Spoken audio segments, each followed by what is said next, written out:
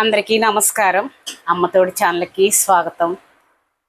ప్రతి తల్లి అండి 9 మాసాలు మోసి తన ప్రాణాలకి తెగించి బిడ్డను ప్రసవిస్తుంది.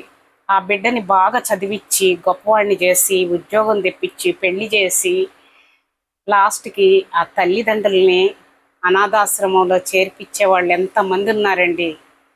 ప్రతి తల్లి కూడానండి అనాథాశ్రమంలో యాంకర్ పోయి అడుగుతుంటే, ఏమ్మా నీకు పిల్లలు గుర్తొస్తుంటారా, ఇక్కడ వస్తువులన్నీ బాగున్నాయా, ఎలా ఉన్నారు అని అంటే కళ్ళనీళ్ళు పెట్టుకొని ఏమ్మా ఏడుస్తున్నావు అని అంటే, కాదు ఇవి ఆనంద బాష్పాలమ్మా, చూడు నాకు కన్నీళ్ళు కాదు, ఎందుకంటే ఇక్కడ వస్తువులన్నీ బాగున్నాయి, ఇక్కడే బాగుంది అని.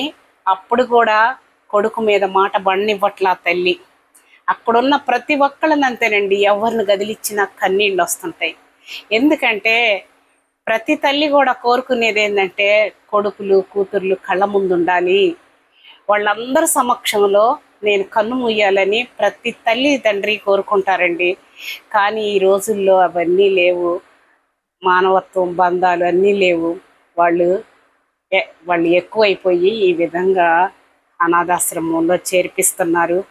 కానీ ఒక తల్లి అనిందంటండి, కొడుకు చూడటానికి వచ్చాడంట అనాథాశ్రమానికి. వస్తే బాబు ఇక్కడ ఒక్క ఫ్యాన్ కూడా లేదు, ఒక ఫ్యాన్ వేయించయ్యా అని అడిగిందంట కొడుకుని.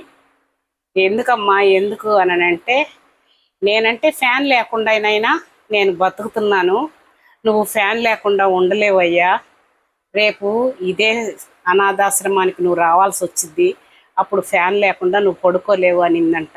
చూడండి ఆ గొప్ప తల్లి, ఆ కొడుక్కి సిగ్గొస్తే చాలు.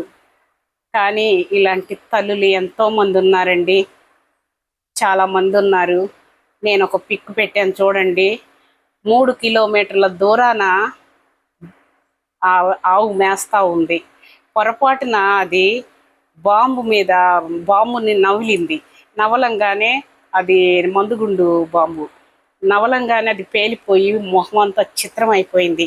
3 కిలోమీటర్ల దూరాల నుంచి వచ్చి తన బిడ్డకి పాలిస్తుంది.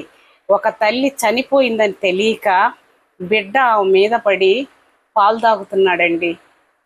ఎంత హృదయ విదారకంగా ఉన్నో చూడండి. అలాంటి మహాతల్లులందరికీ కూడా ఈరోజు మదర్స్ డే శుభాకాంక్షలు. అలాగే వీరమరణం పొందిన వీర జవాను తల్లి ఎంత హృదయ విదారకంగా ఏడుస్తుందండి.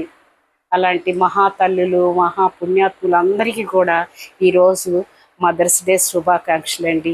నా వీడియో నచ్చితే లైక్ చేయండి, సబ్స్క్రైబ్ చేయండి ప్లీజ్.